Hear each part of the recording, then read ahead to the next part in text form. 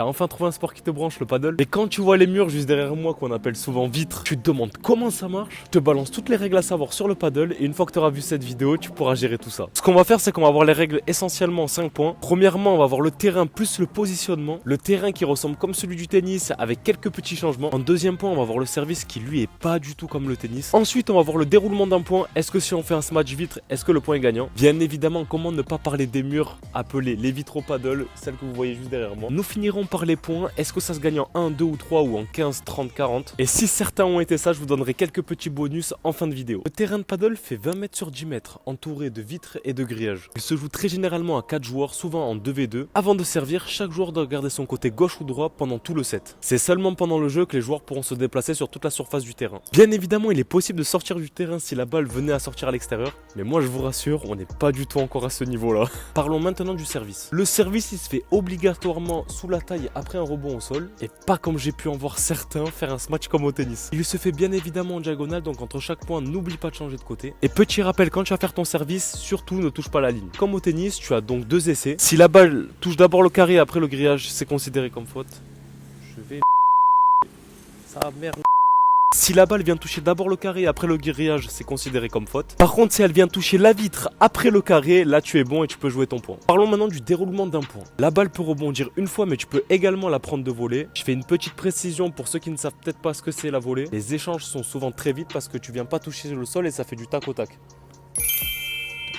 Pour gagner un point, si la balle rebondit 2 fois, le tour est joué. Si tu viens me frapper une balle, qu'elle touche la vitre, qu'elle touche le grillage ou qu'elle sort du terrain, tant qu'elle touche pas le sol, c'est considéré comme faute. Sans oublier que si vous touchez à peine le filet aussi, c'est considéré comme une faute. Donc autant te dire que si on te fait un amorti et que tu arrives à récupérer la balle et que tu viens à toucher le filet, Coco, tu vas pas gagner le point. Parlons maintenant des murs. Franchement, s'il y a bien quelque chose qui rend le paddle unique et magnifique, c'est ces vitres qui nous permettent de rejouer 50 000 fois. Et franchement, c'est une beauté dans ce sport qu'on retrouve nulle part ailleurs. Quand la balle arrive de l'adversaire, tu peux la laisser d'abord toucher le sol, la vitre, et ensuite, à ce moment-là, tu peux la rejouer. Sur un cas de figure un peu plus compliqué, mais ça peut arriver, si la balle arrive de l'adversaire, qu'elle touche le sol et qu'ensuite tu veux venir taper ta vitre du fond ou même ta vitre latérale et qu'elle rebondit sur la surface adverse, là on est bon aussi.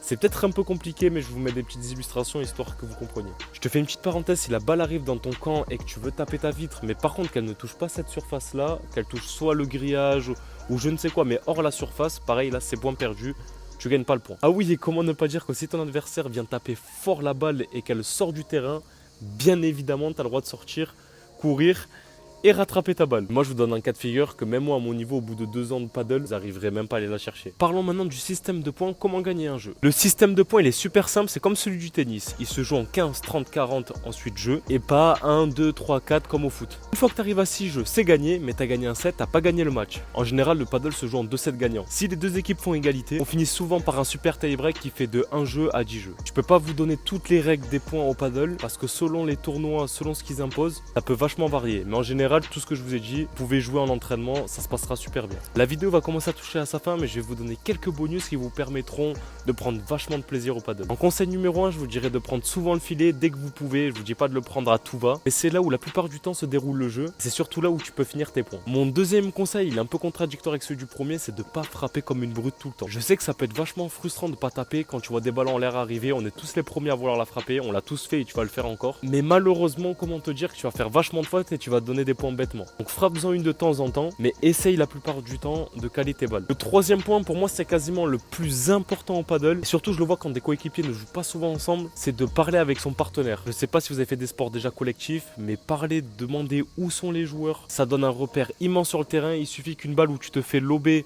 tu ne sais pas où la jouer, ton collègue il te dit ils sont devant ou derrière, ça peut plus facilement t'aider à anticiper tes balles. Mon conseil numéro 4 c'est pour les personnes qui vont commencer vraiment à jouer au paddle. Dis-toi que le point n'est jamais fini. Il y a tellement de situations où j'aurais pu récupérer la balle et que j'ai juste pas été réactif.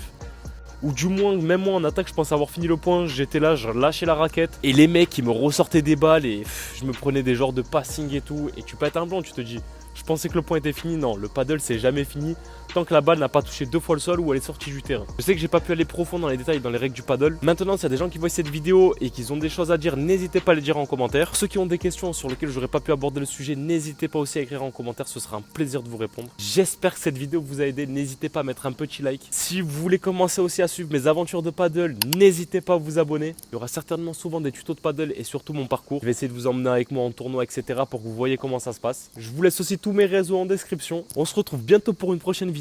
Prenez soin de vous. Moi, ce que j'aime bien dire, c'est vive le sport et surtout vive le paddle.